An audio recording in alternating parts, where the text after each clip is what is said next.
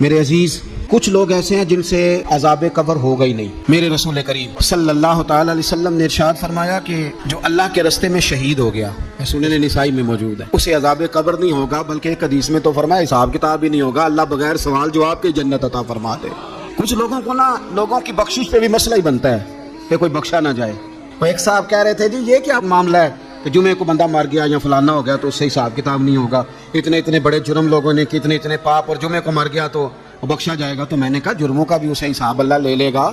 لیکن میاں حساب کتاب کی ڈیوٹی نہ اللہ کی ہے تو بہتر یہ ہے کہ اسی کے ہاتھ میں رہے، تو نہ اپنے ہاتھ میں لینے کی کوشش کر۔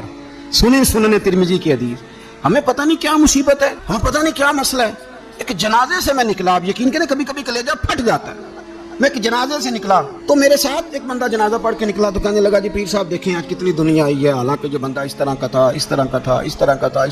میں نے اسے کہا یار تجھے تو فکر ہی لگ گئی ہے کہیں جنت میں چلا ہی نہ جائے، تو اس طرح کرنا جنت کے دروازے کے سامنے کھڑے ہو جانا ڈنڈا لے کے کہ میں نے نہیں جانے دینا۔ شرم آنی چاہیے ہمیں۔ اللہ فرماتے ہیں جنت اتنی چوڑی ہے جتنے زمین و آسمان، اس کی چوڑائی زمین اور آسمان کے برابر ہے، تو ہم تو اپنے علاوہ کسی کو جانے نہیں دینا چاہتے جنت میں۔ اور بس کریں، جنت خدا کا فضل ہے، اور اللہ فرماتے ہیں میرا فضل میں جسے چاہتا ہوں عطا کرتا ہوں۔ یہ سنن ترمذی کی حدیث، اور اس کے راوی حضرت عبداللہ ابن عمر رضی اللہ تعالیٰ عنہ، نبی پاک علیہ السلام نے فرمایا جو مسلمان جمعے کے دن یا جمعے کی رات کو فوت ہو، اس کو اللہ تعالیٰ قبر کی آزمائش سے محفوظ رکھتا ہے۔ جو جمعے کی رات فوت ہو جائے یا جمعے والے، یعنی جمعے رات اور جمعے کی درمیانی رات چلا جائے یا جمعے والے، تو اللہ اسے عذاب قبر سے، تو میرے عزیز جو بندہ شہید ہو اس سے عذاب قبر نہیں ہوتا، جو آدمی جمعے کے دن یا جمعے کی رات چلا جائے اسے بھی عذاب قبر نہیں ہوتا۔ اور میرے رسول کریم صلی اللہ تعالیٰ علیہ وسلم نے فرمایا جو بندہ ایک دن اور ایک رات، یہ حدیث صحیح مسلم میں، سنن ترمذی میں، مصنف عبدالرزاق میں موجود ہے، ایک دن اور ایک رات اللہ کی رضا کے لیے اسلامی سرحد پہ پہرا دے۔ میں اور آپ سوئے ہوئے ہیں،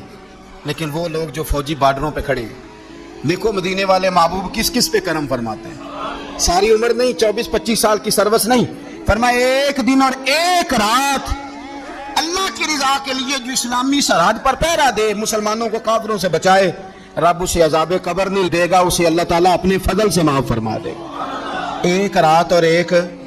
آپ کیا سمجھتے ہیں کہ ان فوجیوں کی کوئی چھوٹی شان ہے، ان کا کوئی چھوٹا مرتبہ ہے؟ ایک دن اور ایک رات اگر یہ پہرا دیں تو اللہ انہیں اتنا انعام عطا کرتا ہے۔ اسی طرح سن لو، یہ ذرا غور سے سننا، ابن ماجہ کی حدیث، اور اس کے علاوہ مسند ابو یعلا میں موجود حدیث کے راوی حضرت ابو ہریرہ رضی اللہ تعالی عنہ، حضور صلی اللہ تعالی علیہ وسلم نے فرمایا جو شخص بیماری سے فوت ہوا، قربان جاؤں میرے محبوب نے بیماری کا نام ہی نہیں لیا، فرمایا کوئی بھی بیماری ہو، فرمایا جو آدمی بیماری سے فوت ہوا اللہ اسے شہادت کی موت عطا فرمائے گا،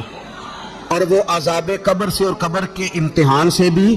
محفوظ رہے گا، اور حضور فرماتے ہیں اس کو صبح اور شام جنت کے باغوں میں سے رزق دیا جائے گا۔ جو کسی بھی بیماری سے مرا،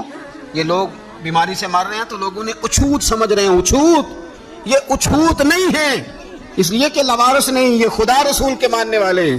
تم انہیں اچھوت کہہ رہے ہو، اور مدینے والے رسول انہیں شہید فرما رہے ہیں۔ حضور نے فرمایا جو بیماری سے مرے شہید ہے، وہ قبر کے عذاب سے محفوظ رہے گا، اور جنت کے باغوں میں سے اللہ رزق دے گا۔ لوگ کہتے ہیں دیکھو جی بڑا تانگ ہو کے دنیا سے گیا ہے، تو اس بندے کو بھی عذاب قبر نہیں ہوتا۔ اسی طرح جو بندہ سورہ ملک پڑھتا ہے،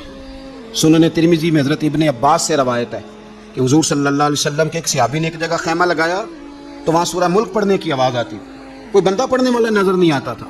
جب حضور کی بارگاہ میں عرض کیا تو فرمایا وہاں قبر تھی، اور قبر کے اندر بیٹھ کے میرا صحابی سورہ ملک کی تلاوت کر رہا ہے۔ اگر ہمیں خسرہ نمبر یاد ہو جاتا ہے نا اپنی جگہ کا، اور ہمیں پتہ ہوتا ہے کہ میرے والا حصہ کتنے کروڑ کا ہے،